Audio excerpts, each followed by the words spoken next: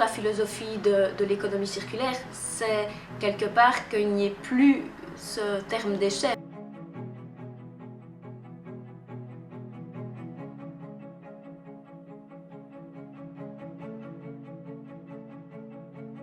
Par la richesse et la diversité de son sous-sol, la Wallonie elle, a pu développer toute une industrie extractive avec un savoir-faire, avec de l'expertise, qui finalement peut être aussi mise à profit dans les activités de recyclage. Aujourd'hui, en Belgique, des centres fixes recyclent plus de 22 millions de tonnes de matériaux de déconstruction. Tous ces granulats, pour autant qu'ils répondent à des standards qualité, au même titre qu'un granulat naturel doit répondre à des standards qualité, mais il y a toute une série d'applications qui sont envisageables dans le secteur principalement de la construction. Il y a des applications qui sont 100% aptes pour 100% de recyclés. La différence entre les granulats naturels et recyclés, c'est surtout au niveau des transports. Le granulat recyclé est utilisé où on le produit et où on l'a besoin, c'est-à-dire dans les régions plutôt urbaines, où on construit des maisons, des bâtiments, mais aussi où on va renouveler les routes. Ce qui est important aussi de préciser, c'est qu'il y a toute une réflexion en amont. Et j'ai envie de dire que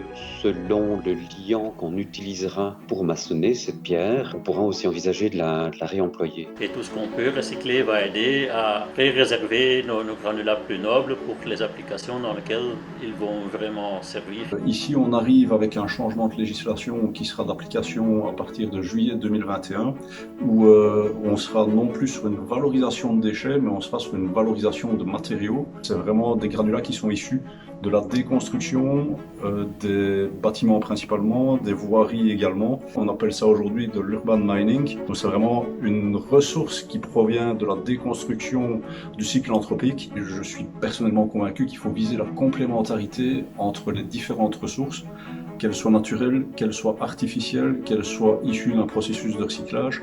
On a aujourd'hui une nécessité vitale pour notre société de manière générale, à la rendre durable, et on va devoir aller vers ces complémentarités.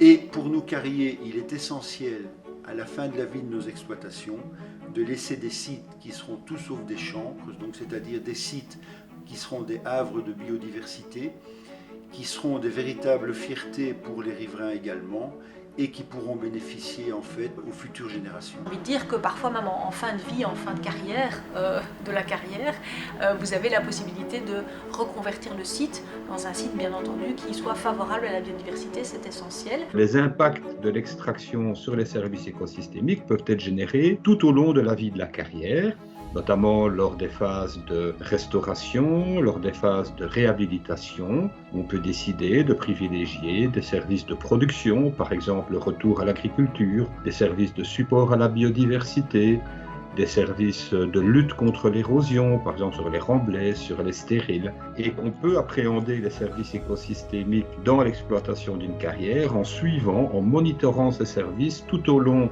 de la vie de la carrière et en maximisant ces services écosystémiques. Souvent, un site, une carrière, un site exploité pourra retrouver un intérêt biologique bien supérieur au terme de l'exploitation par rapport à ce qu'il était avant que la carrière ne débute cette activité.